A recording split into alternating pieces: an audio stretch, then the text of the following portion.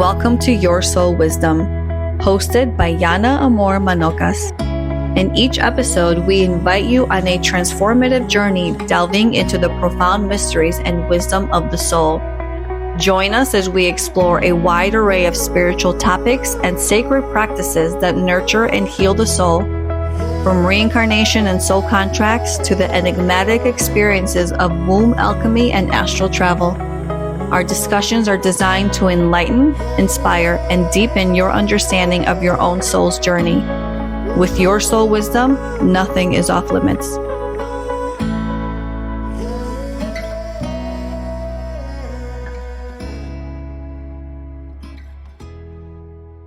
Okay, ladies, today we're just going to get into this because this can be a really heavy topic. I think it's something that's really not understood.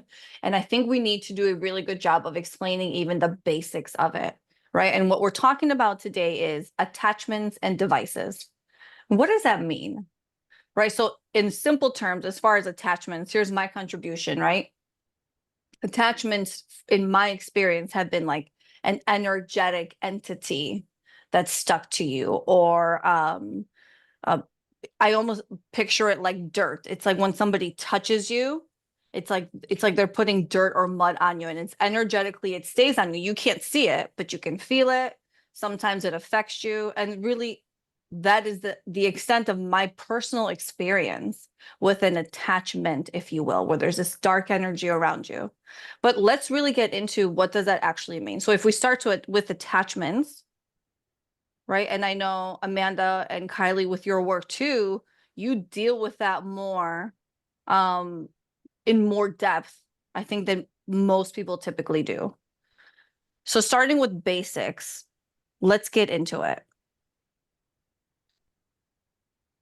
Again, not everybody at once. Is there a scale to attachments? That's what I'd like to know. Do you know what I mean? Like, are there sort of almost harmless attachments through a spectrum into something that's really quite critical? Is it like that? Or do they grow? Or, you know, what makes it more powerful? Or, you know, those kind of questions. How do you quantify that kind of stuff? Doesn't matter. Well, I think you have to break it up. So for me, I think that, like, when I think of attachments, I think of energy. And I know that entities are ultimately energy, but to me, when I connect, there is a certain marker of like a negative energy. So it can be residual energy, could just be being in like a cemetery that with the sadness, and that's like an energy, attachment energy, right? Or then you can go into entity attachments, where you've allowed or have dropped your guard, or you have something attached to a past life, a different timeline, an experience, right? And you've let in an actual spirit that is not serving your highest good. And then I think you get like into the devices where, you know, for me, and Amanda has much more information about devices, because I don't pinpoint devices. I go for like, okay, this is the energy of it, and this is controlling, but I don't know what the device is. I just get rid of it, right? But, and then you get into the, you know, devices, you get into hexes and curses and things like that, that are like a different form of energy, if that makes sense. So to me, I can categorize it in my head into three. So I'd love to hear Amanda's take on how she categorizes them. So very much like how you do. So entities and attachments, they are kind of like in the same kind of realm for me, but they are kind of living. They are live. That's an energy, that's a live energy form. Devices are obviously exactly what they say they are. Devices can be, but devices can be, I think now when I think about it, devices can maybe be both. But obviously entities and attachments can't be like a non-living, like you can go into some people sometimes and you can find sort of systems that are running. You can find like boxes, shapes, devices that may have cords and wires that are moving throughout the body, or that can go up into the head or go up, say like if you found something in someone's stomach. And sometimes these devices, one thing you have to know about devices for us when we're removing them is that we have to know why they're there, what they're there for, what is their story, what's the history behind it.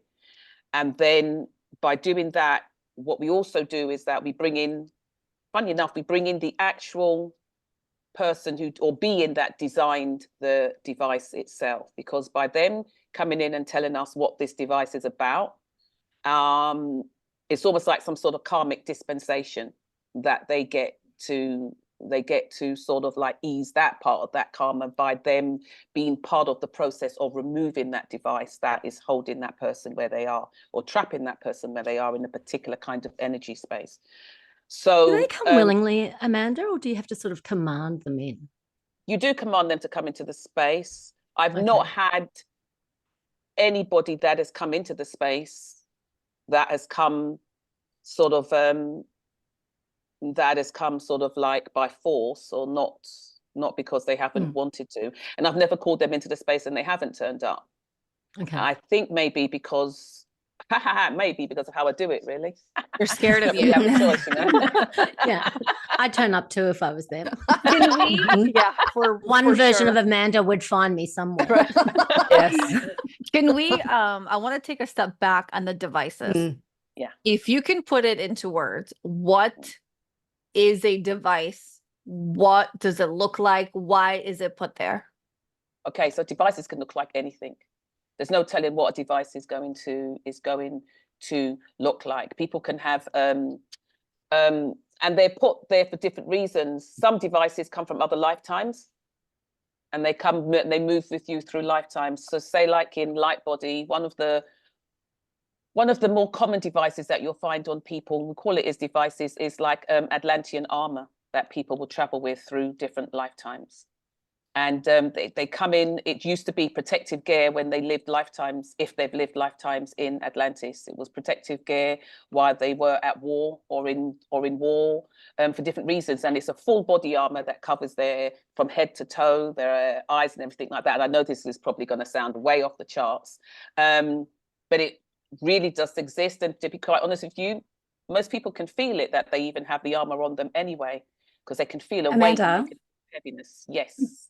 Can I jump in there for a second and just ask, because the question I had in my mind before you started talking about that, when Jana asked the question, is, can these devices have been for a benevolent or a good purpose in a previous lifetime, and they're just not, they're not really needed anymore. They've, they're now holding us back, but they were helping us before.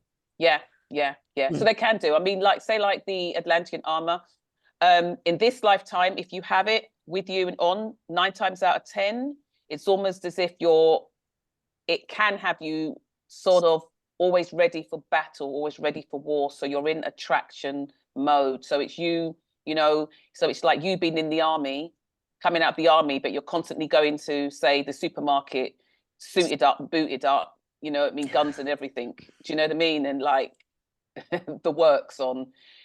Somebody's going to try it on. I think that'd be really funny to see as case studies if those people have a 2020-2 in their soul contract, which is that war energy. So I think that'd be really interesting. Yeah. I hadn't ever, do you know what, to be quite honest with you, I had not looked at that before. What you do find when you come across it is the fact that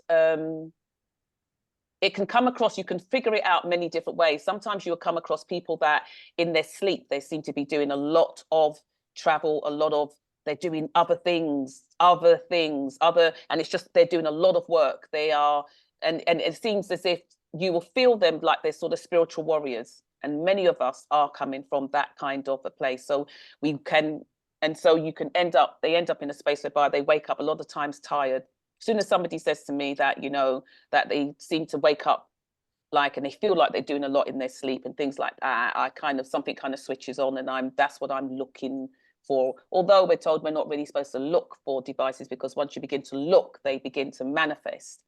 But I am, the way that I work, 9 times out of 10, they're going to manifest anyway. And so when the devices are ready to be removed, then they densify. So they become, you see, we can all, so all have devices on us and all kinds of different things we're carrying, but until the time becomes right for them to be removed, they won't densify enough in this 3D enough for us to sense it, see it, and then remove it, because we have to be able to see it in order to remove it. And then there's in the removing process, we have to think about, and I don't want to frighten anybody, but these devices can carry traps, booby traps, bombs, all different kinds of things that, you know, sets off different alarms and things like that in their removal process. So it's quite a process, and some devices have valves that go with them. So you've got to remove valve breaks. Do you know there are spiritual chastity belts? No. Interesting. You're the only one that would find that interesting. I'm like, that sounds. I'm like, that sounds horrifying. But anyway, but No. I don't mean like I want it. But it's like such an interesting Yeah. concept. anyway, yeah. Wait. I've gone Are all they over the place meant- with that. Are they meant to protect you energetically? No, I want to understand Why? what their She's intention like, would be. why? Yeah. Well, most of the times with these chassis belts, we have to break a vow that you yourself may have made in many other lifetimes. And sometimes we don't realize that when we do these things, they can actually become physical. We can actually get physical representations in different lives when they are no longer of any need to us. And people carry them with them through different lives. And so it comes in with a full lock and key. So does it mean that these people don't have sexual relationships, or does it mean that they don't have they devices don't have access to their genitals? Like, what yeah, does it no, do? they do. Thank you, They Rachel. I agree. do. They do, but you know, our sexual energy can show up in so many different ways, shapes and forms. Sometimes people can be very depleted. Some people can have situations with their reproductive you know what I mean, systems. So it's disruptive. Organs, yeah, it can be a lot to do with your disruptive energy, and people can generally feel it, can generally know. I mean, sometimes you're even told about it by the client before you even go in to get them to figure out what's going on, you know. So That's there's wild. Yeah, it is. But there's lots of different things. And so say like when I'm working, we have like a standard set of devices that, you know, in general, it seems to show up on a lot of people. Not everybody has them.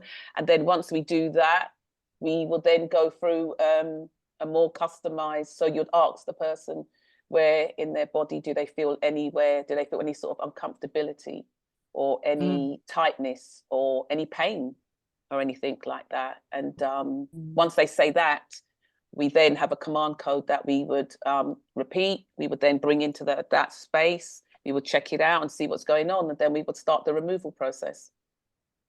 And Amanda, as you said, there are. Sorry? I was just about to say, Amanda, as you said, there are booby traps and bombs and, you know, whatever that may be. So I just feel like saying, everyone, do not try this at home. See Amanda. Thank you. Rachel.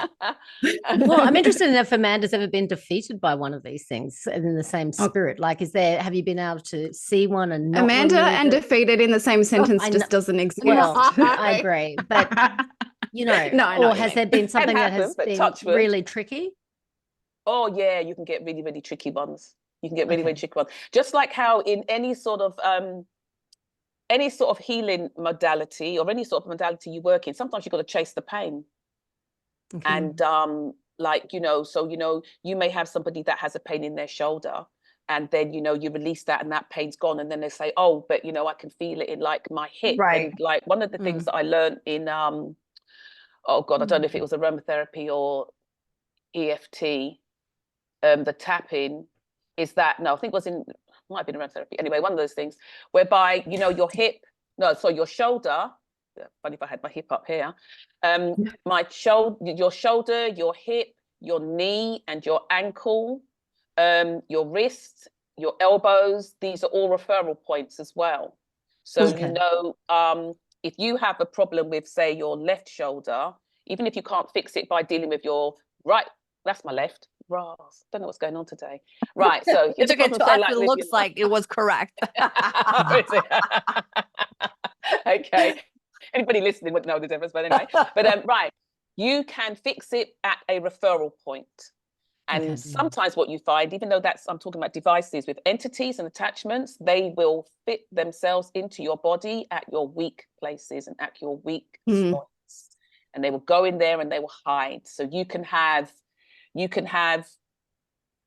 I don't know. You can have, you can have attachments that will be attached to any point in your body.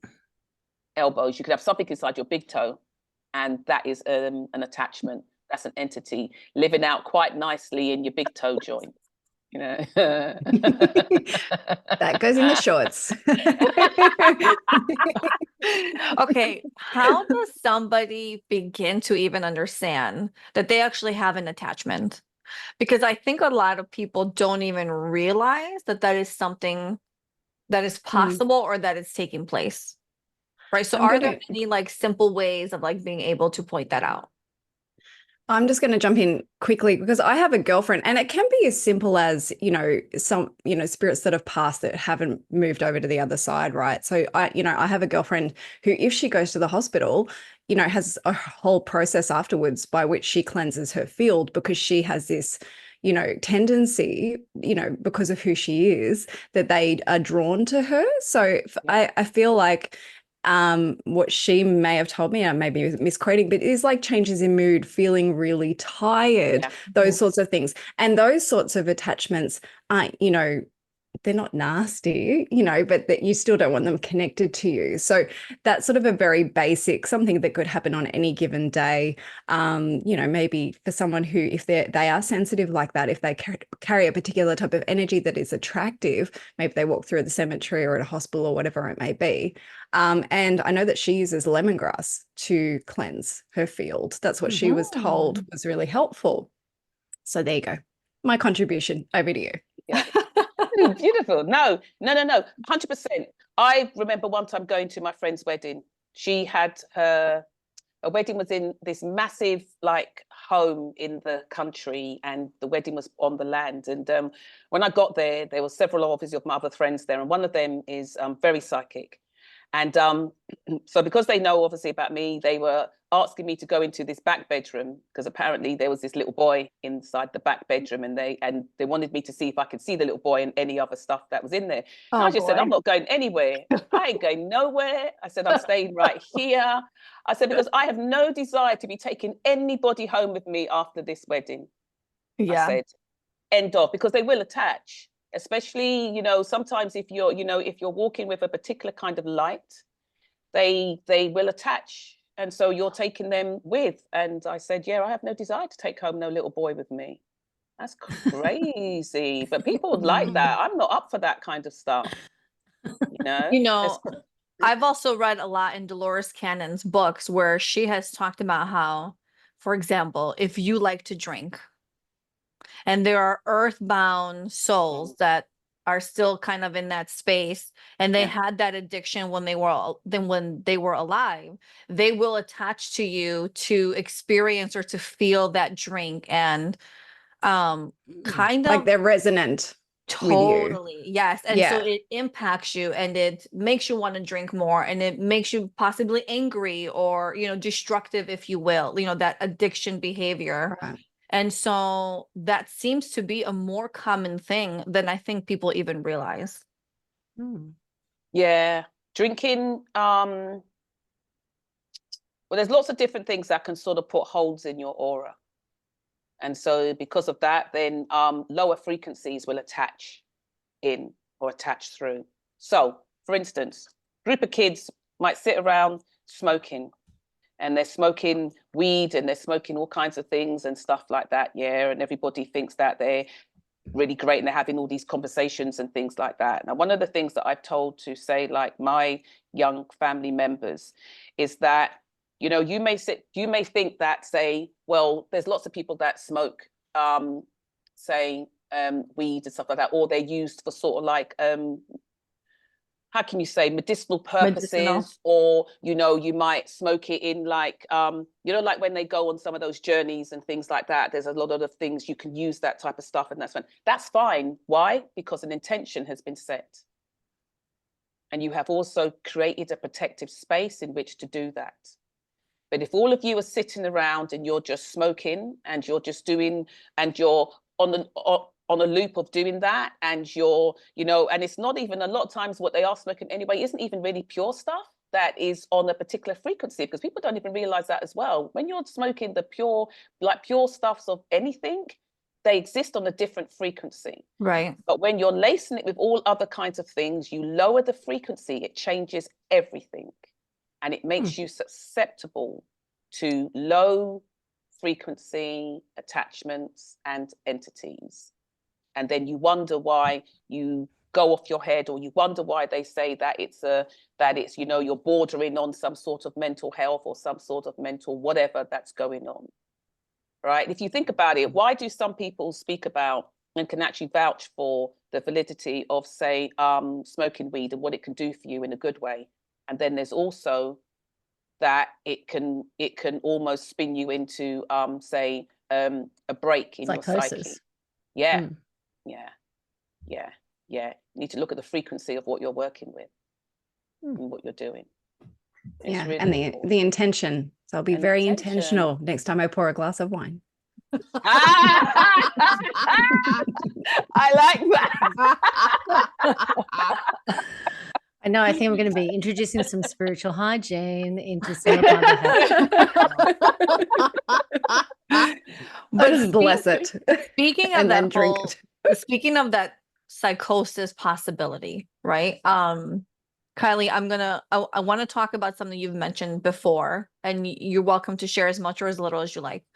But if I remember correctly, we had talked about how there was somebody in your life, somebody you knew, who actually went into psychosis from some kind of, was it an energetic entity? Was it something related like that? You're going to have to narrow it down a little bit more. A lot of people that. So there was one particular friend, and Lauren is familiar with this person too. So she can chime in on her experience on the other end of it, because I had to call in Lauren to help with this one, and like a few girlfriends to help with this one. But basically, there was someone who was not really open, and then suddenly one day woke up and is like, I'm getting messages. And I'm like, okay, we need to practice some protection. No, I know 100% this person is fine. This person's giving me accurate information. And by person, like, okay. It was somebody, an entity, right? So she's hearing voices, right? And she's like, this is 100%. And then I'm like, my radar's gone up, and I was just starting to get into this world, really, into the entity negative world, right? So I'm like, something doesn't feel right about this. And so I'm consulting my guides, and they're like, we will protect you, but you have to let her go through this process because she's not going to listen to you. So I had to sit there and watch her go through daily talkings to this entity that she thought was a guide, who turned out to be misusing her.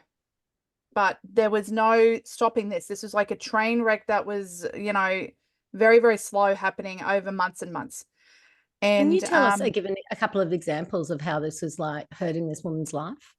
So this is the thing about entities, right? They will give you a false sense of knowing. So they come in with highly accurate information. They can come in with highly accurate information. They can come in disguised. So they can put up a shield and disguise their true energy. This is particularly powerful ones. I'm not talking about earthbound. I'm not talking about level 1 or 2. Like, I'm talking about someone who purposely, this is their purpose in their existence, right? So this was all fine and giving accurate information. But then, how can I explain this? If you put the thought in your head before you ask a question and you already want the outcome, that entity will mirror that answer back to you to make it feel accurate. Does that make sense? Okay. Yeah. But that's why when I'm trying to connect to a spirit around you, I don't know anything about the color of your bathroom, Yana. Like, I don't know. but I want spirit to tell me, okay, there's blue and there's a green plant in the corner. I want confirmation of something I don't know, right? Because then I know that you're legit because I'm not putting a thought in your head to give to me, right? Right. So there are certain checks that you should be doing spiritual hygiene, right? Before you start connecting willy-nilly to whatever around you, right? So this particular thing was giving her a lot of high vibrational, you're going to take over the world. Like it was a building of the ego, you're going to change everything. You are an Oprah, like you are very high, and it was at this point where the ego then became into play, right? So now there was an ego that was taking over a lot of her existence. And then it was like, then I started challenging, and then it got even more egotistical. So then the ego was her Achilles heel, right? So there's always something that it preys on to give you the power, right? And hers was her ego. So then it got to the point where it was like, you're just holding me back. And I'm like, okay, got it. Because I'm trying to ground her. You're holding me back. Totally understand that. And then like a week later in the hospital having a neurological breakdown. And then I'm like trying to connect to this thing, and my guides are like, you can't, it's gone. So I'm like, okay, at this point, what do I do with this? And then it took a part of her soul with it when it disappeared, right? So she's in the hospital, she can't communicate, she's having excruciating headaches, her whole neurological system just shut down. She was not functioning. And it's been years, and she's just starting to get herself back into some sort of normal state, but this will be with her for the rest of her life. Yeah. Right. So yeah, that's when you have to go. There's a whole big story where you had to go back down to the hell realms and retrieve her soul to bring her back up. And at that point, there was improvement starting to happen. But that was a whole process where I had to have Lauren come in, a bunch of other friends who were in the similar spiritual circles. I need space. I need you to hold space. And I made it out. I did have to see another practitioner afterwards who was independent. Yeah, it really affected you. It affected me for about 6 months after. And then I started to get like autoimmune stuff. Like it was horrific. But now I know that I don't physically have to send my energy down. And we've talked about this. There is a proxy that you can send down on your behalf. But people don't realize the power that these energies have over you if you give them permission to do it, right? Because this is where people get messed up. They think that they're suddenly, they're like Sylvia Brown. They wake up in the morning and then they're like, I'm getting all these messages and I'm the new Oprah, right? Or I'm like, I'm seeing everything in the world is so beautiful and I don't need to protect myself because all I see is beauty around me, but it's all smoke and mirrors. You have to practice protection regardless of how certain you are in yourself and whatnot. You need to do certain steps. So that's a whole different discussion. But that was one of my more serious entity attachments that I've experienced. I've had lots of different ones, but like there was another one where I had a girlfriend who, I don't know if I told this already, and I apologize if I'm repeating my stories, but there was a mass shooting in California several years ago. You haven't told it. Yeah, have I told this one? No. There was a mass shooting that happened several years ago. And my girlfriend happened to be renting the childhood home of the person who conducted the crime.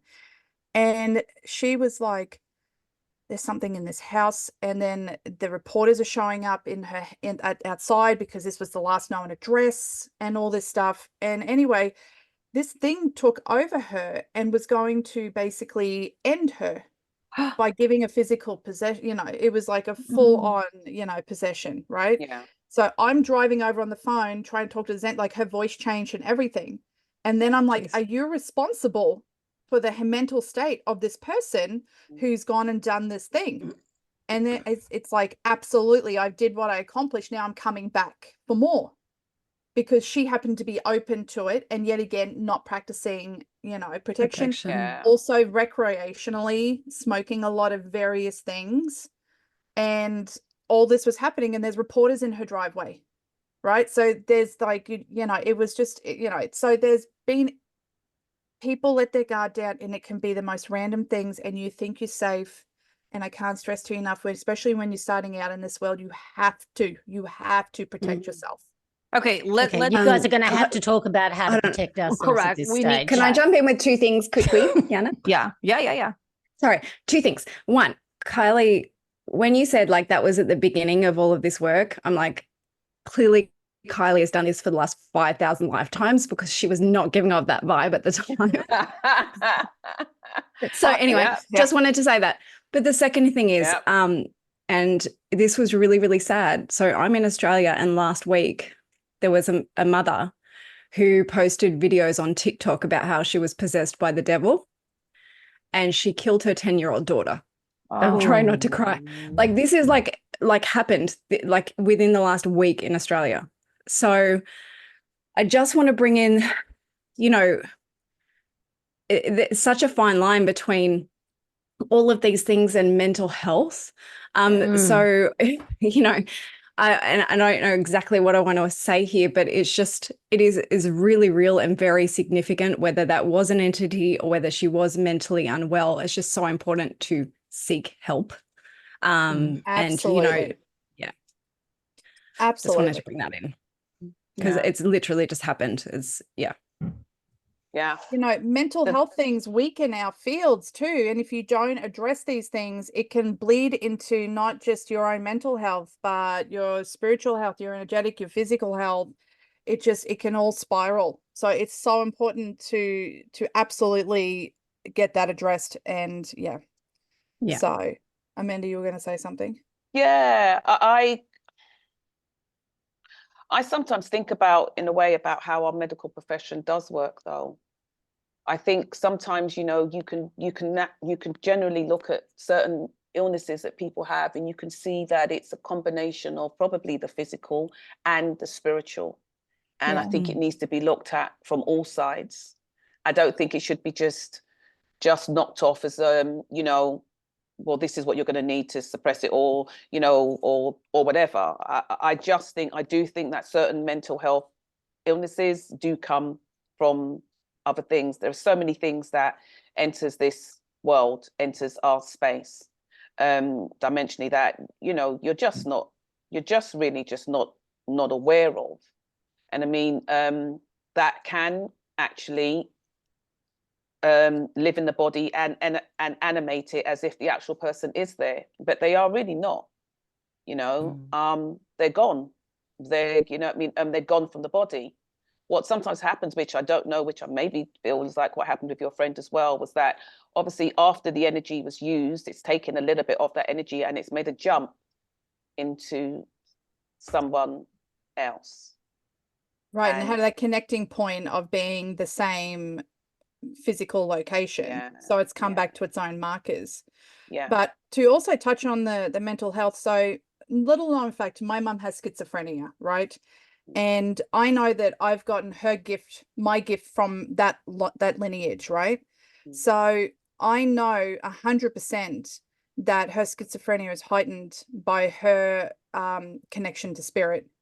And there's no rationalizing with, you know, protection. You can send protection, but her setup is so dense that there is like, this is her existence for decades. So there's no penetrating that. So it just amplifies any mental illness that's going on, any episodes, any outbursts. It's just, and it's her own prison, you know. But at the end of the day, imagine.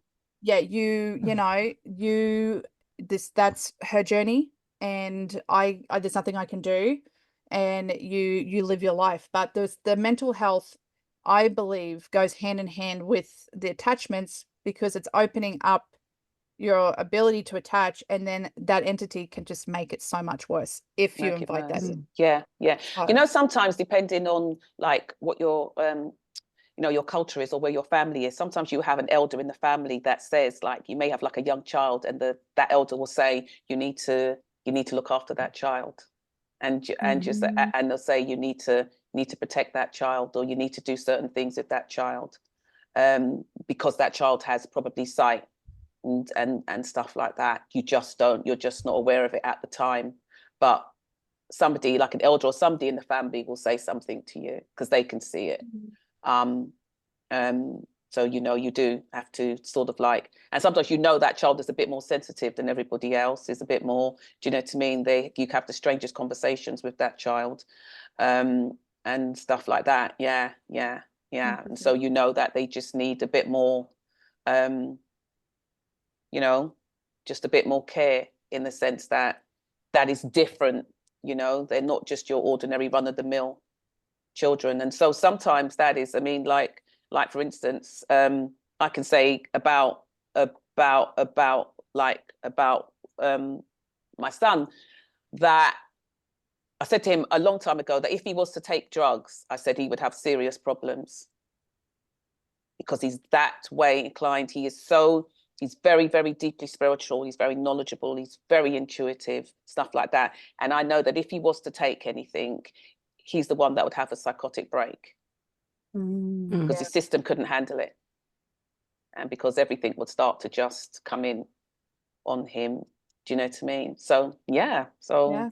That's why I don't take anything. Like, I will have occasional wine, like maybe once a week, but I have to make sure I have no client work. I'm not meeting with anyone who could activate anything. Like, and I've never taken anything recreationally, because I'm like, I don't want to invite in, you know, a lapse in judgment. I really don't. Yeah, it's true. I've messaged Kylie and she's like, I've had a glass of wine, not even going to comment. No, can't. I refuse Yeah. to. That's my It's true. boundary. wow. Yeah. I hadn't even thought of that. I hadn't even thought of it like that, you know. That's why, I mean, like, I regularly have a rum punch before I start all sessions, so I don't know. No, you know what? When No, I people don't. drink, no, look, the filter goes when people drink, and then when I'm drinking, and it's just like, you know, it's just not pretty. Yeah. So let's not do that. Let's just So I know. the church that I go to a spiritual church. It's such a beautiful little space. You walk in and you just feel like you're rejuvenated.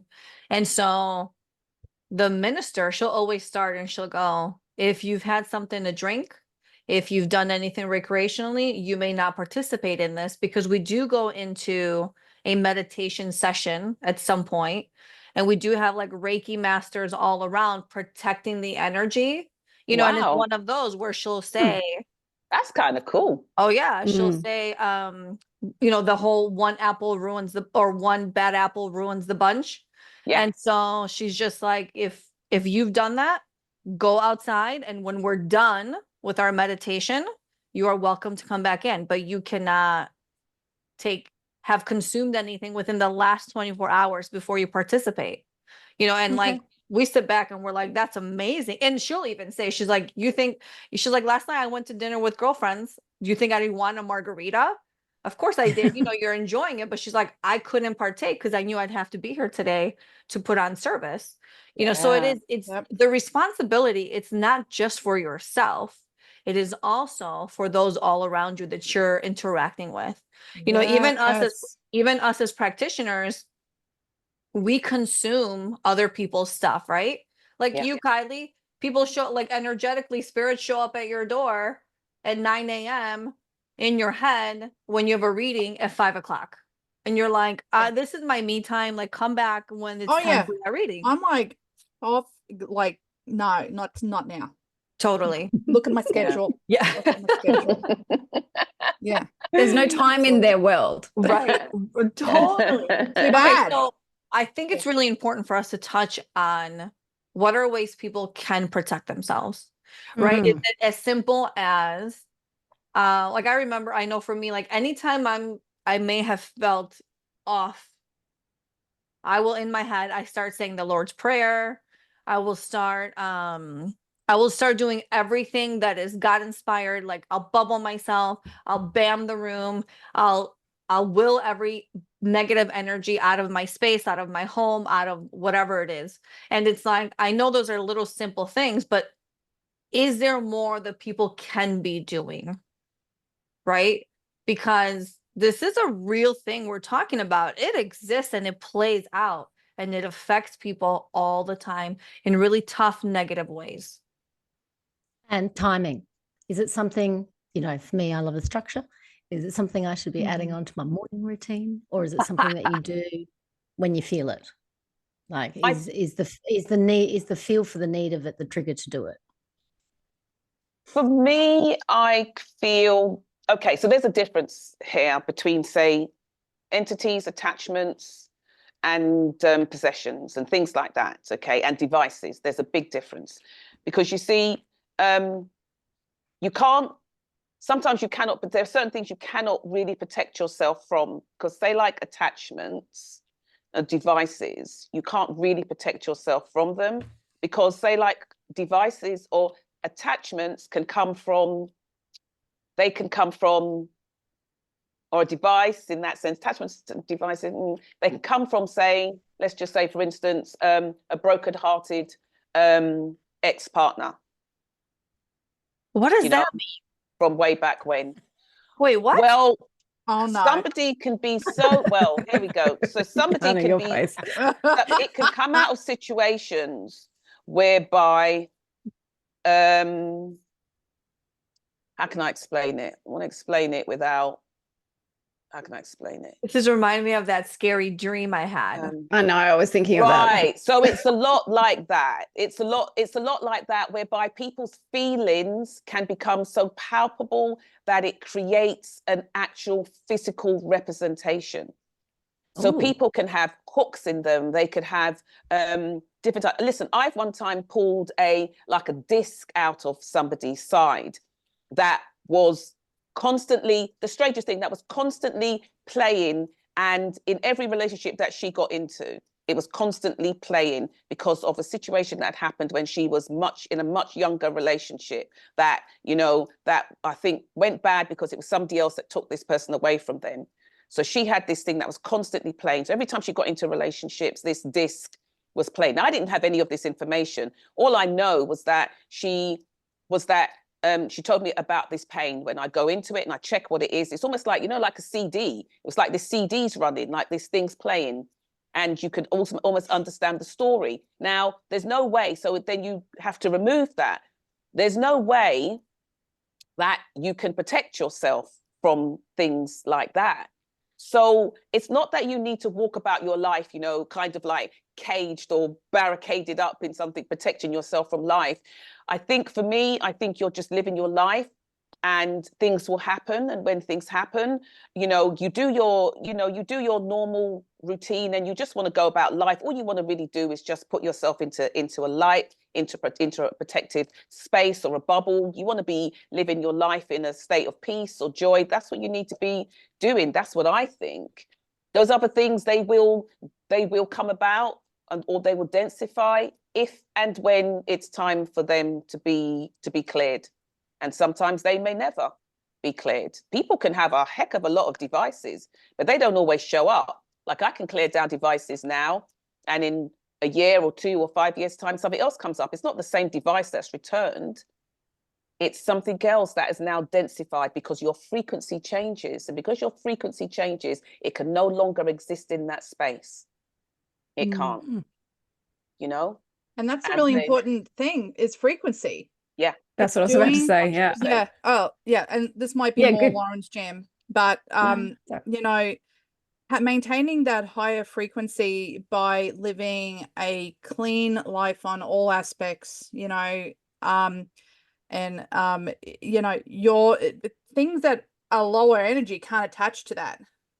Right. So that's why the wine, because the wine to me brings the energy down, even with your intention. I don't have any judgments about people who partake in anything recreationally, but when you're taking it to, you know, dull a pain or whatnot, you're bringing that energy way down for things to get in, right?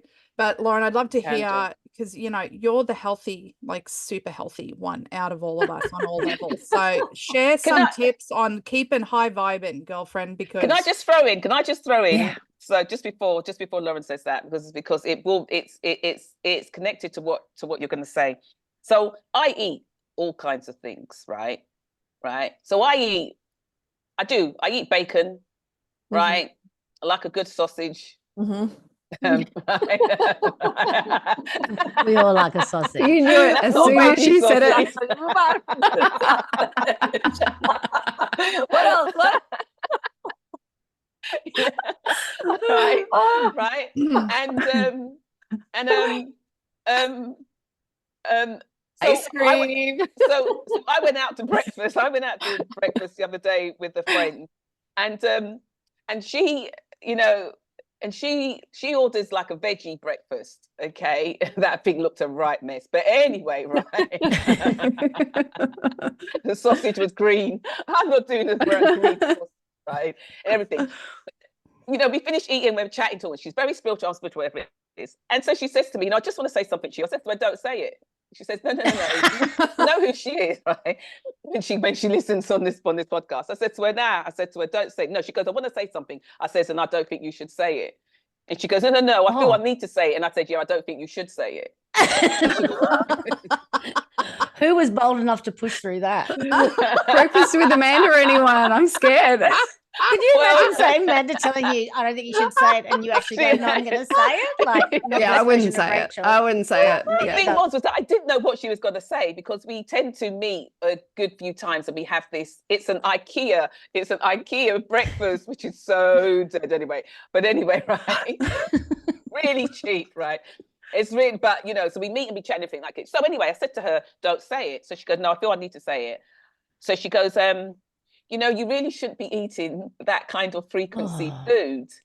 Oh. And so I said, and so she said, because it's really not good for your body. And I said, so let me tell you something. I said, I told you not to say it. I said, you were told. And now this is what you're going to hear from me. Right? I said to her, because let me tell you something, right? I eat whatever the hell I like. If you think that I don't know about the frequency of food, I said, then you're crazy and you don't know me. I said, I know what the frequency of the food is.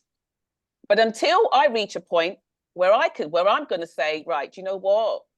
Yeah, I'm not feeling the light, or I'm not feeling this, or I don't think this is good for me, or I don't think whatever. I said, then I'm going to eat whatever the hell I like. So I'm going to eat whether it's pork, whether it's bacon. I said, I'm doing it and I'm loving it. You know, she felt offended. I think I should feel it. I should have felt offended. But she was like, well, I'm just telling you, I said, and I told you not to tell me anything. Don't tell me what I'm eating. And this is where we're at. Yes. But you know what? Yeah. And the funny thing about that is, like, they'll eat like those Impossible burgers, or like the genetically modified, like fake meat. And I'm like, how do you think that vibrationally is better for you? Is put together, and I have no idea, because I've never actually tested it. But I think the thing is, though, is that you know,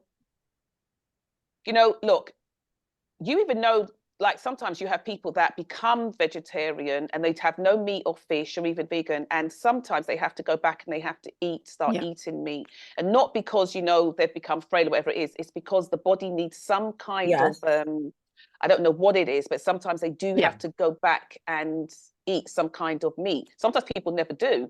I think it's the blood type.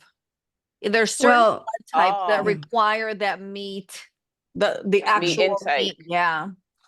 There was a session I had with a channeler, and I asked this question because for me, you know, this was like maybe 4 years ago, 3 years ago. No, I had this whole thing.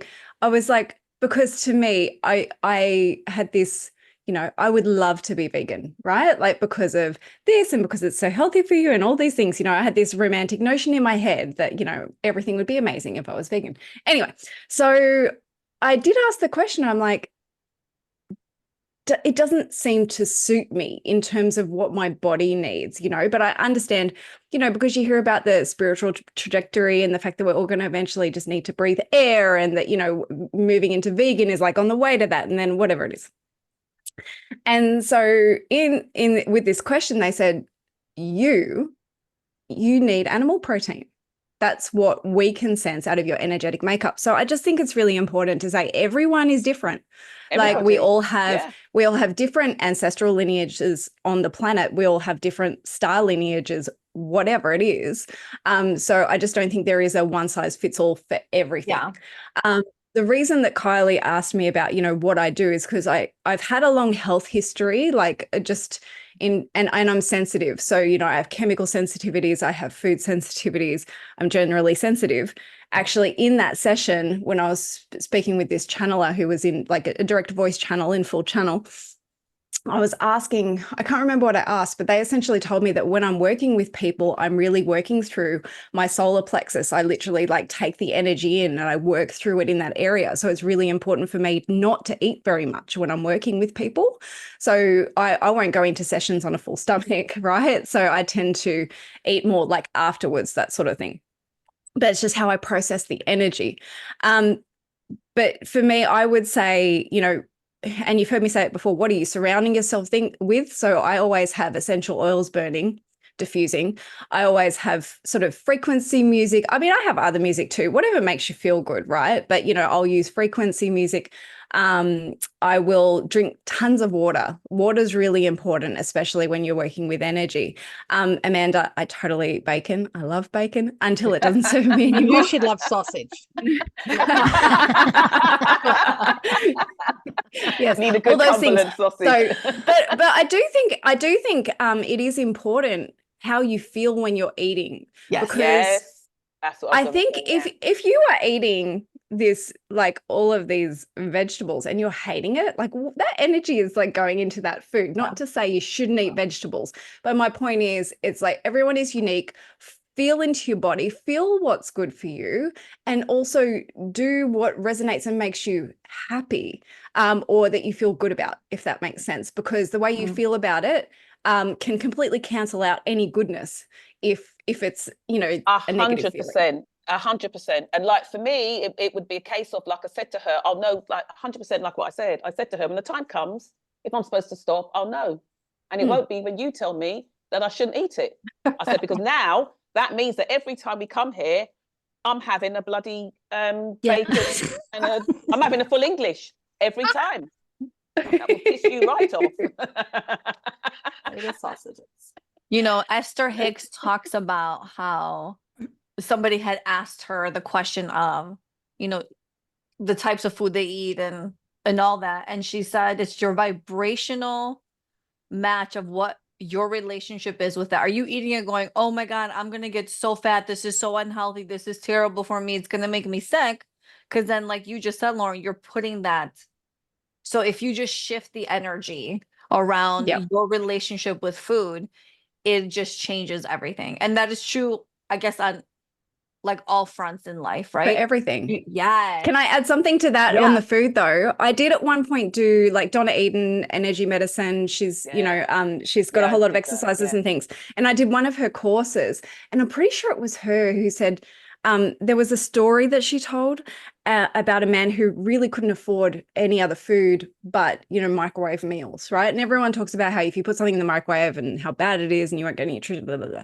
Anyway, so I can't remember if it was like a particular exercise or whether it was just blessing the food, but it completely changed the frequency of the food. Yeah. So it's Gonna say that as well. Yeah. So there is a particular prayer, I cannot remember what it is, that you can say over your food, and that was where all that praying over your food came from, in a sense that it's about raising the frequency of the food. So you can always set that intent before you eat to raise the frequency of your food. But I have a question, right, Rachel? Because we're in the food zone. You're in the food zone. Finally, my expertise. It's happened. We've arrived. So frequency, whole food. What was that? Frequency what? Whole food? Frequency, whole food. Have you always,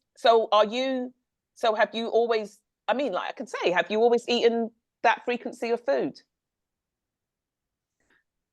It's weird because what I think you're asking me is if I've always eaten whole food. Is that what you're saying? Because I'm thinking, I don't know, I can't remember us having a conversation about my diet, but maybe we did. Maybe it was a different version of me. I'm not sure of the question. So the question is that you eat a lot of so your whole foods are so maybe I need to answer that. So whole foods, are you talking about organic food? I don't know. I'm like, vegetables. you and I are balls deep in a Hold on. complete misunderstanding. Let me just jump Maybe in. Lauren can Let me jump decipher. in. Yes. Rachel used to be a chef, right? She always makes amazing Yes. food. Every time I'm on the phone to her, she's making something just ridiculously amazing and simple and fresh and whole food. Okay. So, like, yes, totally. She does that. But she's a food wholesaler, right? So it's, I think, yes. I Now think understand it's what just you're a little saying. bit, however, you do fine food, right, Rachel? I do Like, premium it's good food. Yeah, she does do Yes. premium. So I I do feel like premium food. Right. So I thought we're it was in the organic. zone. It's just a little bit different. No, it's Yeah. not organic. Yeah, but no, it's so good some food. of it certainly is organic, that kind of thing. Yeah, it's a certain sort of standard of food. But when I say standard of food, I mean in a sort of, well, not, I mean also in a marketing way, that kind of thing. Okay. It's sort of like, it's sort of premium brands is how I describe it. Yeah, but everything she talks about, So I would buy. Like, so. So you eat. So it must be good. So you eat high frequency full English then, basically high frequency sausages. I would definitely eat high frequency sausages, but I've got to say that I could be fussy. IKEA actually has extremely high standards for food, just by the way. I'm just going to chuck that in there. People in the States, they love IKEA food. Shut up. Oh my God. Oh, really? I've never They really had do. it, but every time I've been there and you pass the middle on the top floor where the restaurant is, it's packed. And I'm like, packed. I mean, it's packed. They come from wild. everywhere. If I'm going to make reservations for IKEA when we all get together. We have our first breakfast IKEA dinner. Extra sausage. That's right, extra sausage. No, they won't Sausage give it on to the you. side.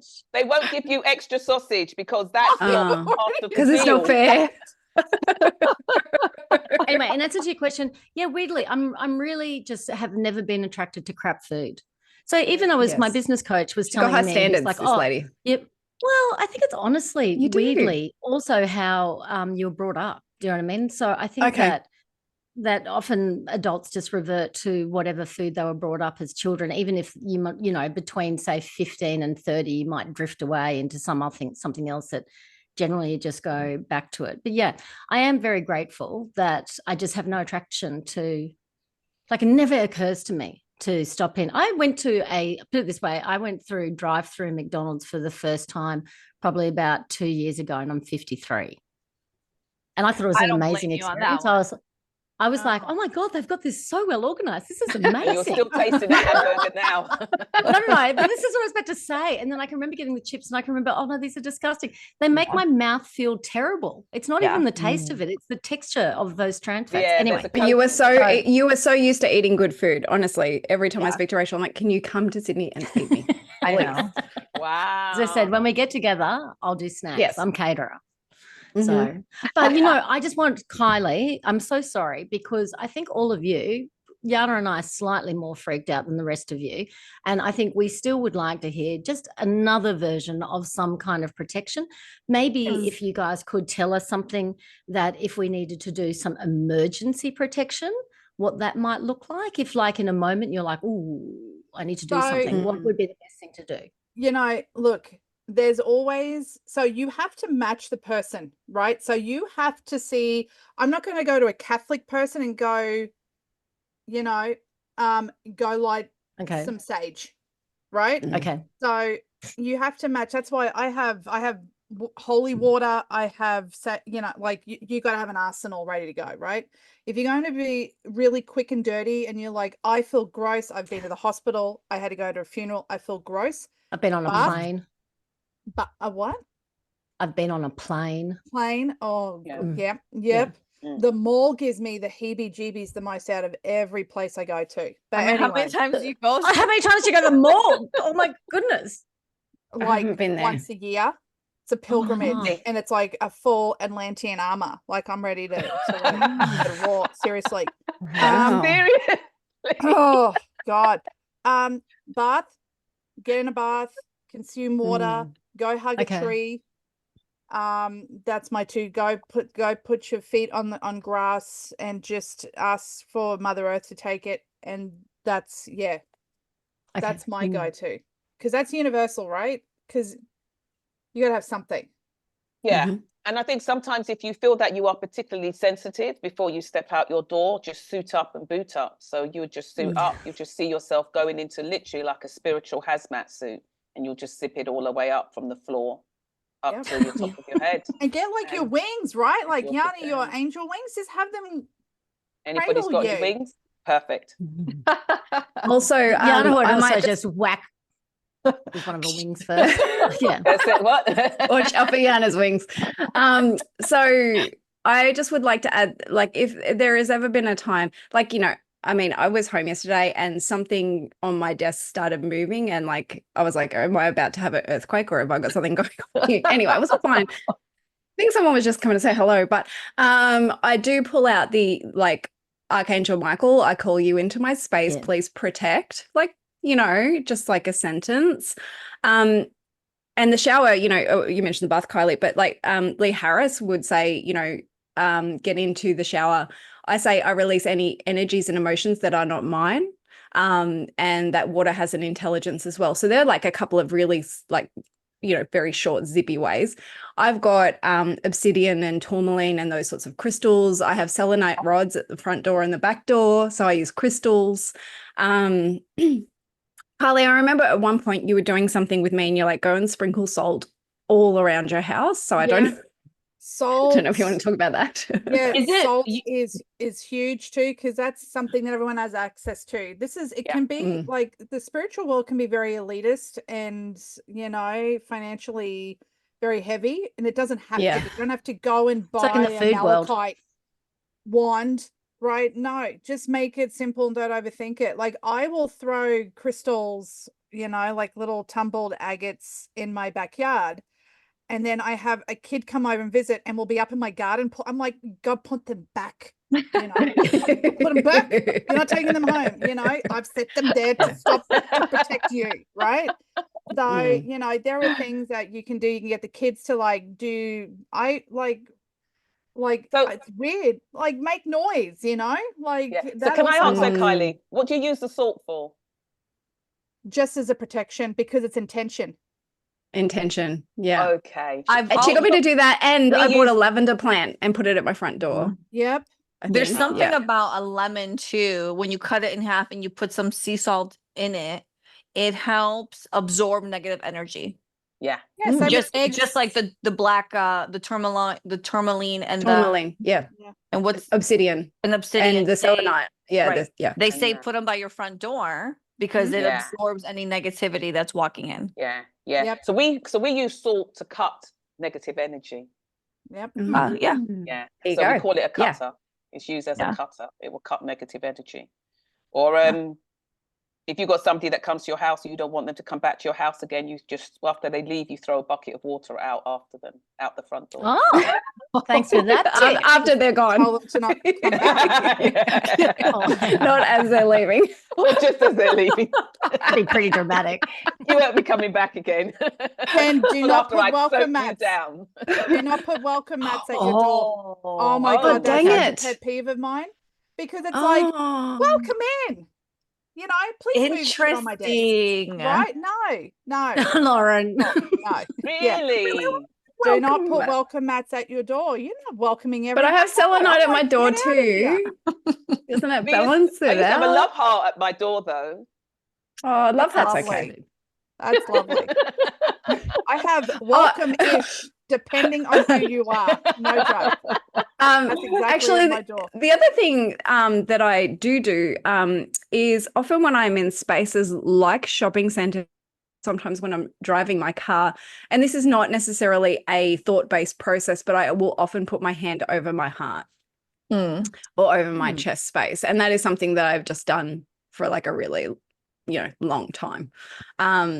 So I feel like that, I don't know, whether it's a regulator or whether it's like just, I feel like it's keeping into my energy, if that makes sense. It feels like it's holding space for myself. Yeah. Yeah. And can I add one thing? Yana, you're not allowed to end this podcast. Give me one more minute, okay? Well, I know. Yeah. Listen, you're going to go into your one thing and then you're going to do a what card you pull. do. I've do got the your card. cards ready. I'm getting the cards out. So I think it's really important for us to also address really quickly what's the difference between energy and entity and our own bullshit? Because that's a huge thing. Perfect, because that was what I I was encounter. And personal daily. responsibility. Right. Yes. Right. So I'm just going to give a very, very simple thing. So for me, if someone is having something that is triggering a really deep set fear or a thought pattern or something along those lines, relieving themselves by going out in nature, doing things that spark joy, spiritual hygiene or whatnot, if that doesn't alleviate it, I can guarantee you there is something that gets to be addressed energetically. But if you're just having a really down, depressed day, and you're giving yourself care and you're being kind to yourself and you're giving yourself a couple of days to kind of get over it, and you can get out of it on the other side, it's your own bullshit. Yeah. I would Or love your to own hear process. everyone else's 2 cents on it. Yeah. I know what that's like. Mhm. And devices can usually show up as things that you know that you may have like a chronic pain or a chronic ache somewhere, or something that can really sort of like arrest your movement, or in even sense arrest your development. Doctors can't see it, sort of like you can have CT scans and everything like that, and it just isn't detectable that you are suffering. There's something going on, so it's worth getting it checked out to see what's happening. That it could be otherworldly or comes from somewhere else. There are devices, and like we said, attachments and all of that type of stuff and entities. They're going to happen, and they can happen, but in a way, it's nothing to be afraid of. You just have to do one, like you said, do your due diligence, and if not, then you seek help. Yep, you call the girl be squad. open-minded. You call the girl squad, we'll take care of it. We'll put it out, no problem. Yeah. Okay, Kylie, give it to us. Okay, so I'm Yeah, going what back dropped to on the my- floor, Kylie? like it yeeted itself out of the deck. So I'm like, okay, clearly this is the message. I'm going back to Rebecca Campbell because I'm just like in love with her, clearly. And so the one that fell out, so this is interesting. So this is just like, okay, I want you to think about something that you need to make a decision on in your life this week. What is something that this week? It could be like, is it the right timing for something? Am I buying a new car? Am I breaking up with, the love of my life? Whatever it may be. The answer is no. Is it working? No. Yeah. No. So it's not the good time. It's a no. Oh, I'm not just going to this leave it week. with that. That's the What do you mean? message. Well, It's not a good time this week. It might. So if you want to make an action this week, and you're like, it's in the forefront of your mind. It's no. It's a no. Don't do it this week. Okay. Just sit on it. Sit on it. Okay. Date that man one more week. That's that extra plate of sausage. Maybe not this week. Next week. Right? That's right. That's right. Eat that bacon, son. That's right. Next week. We got one card, Kylie. That's it.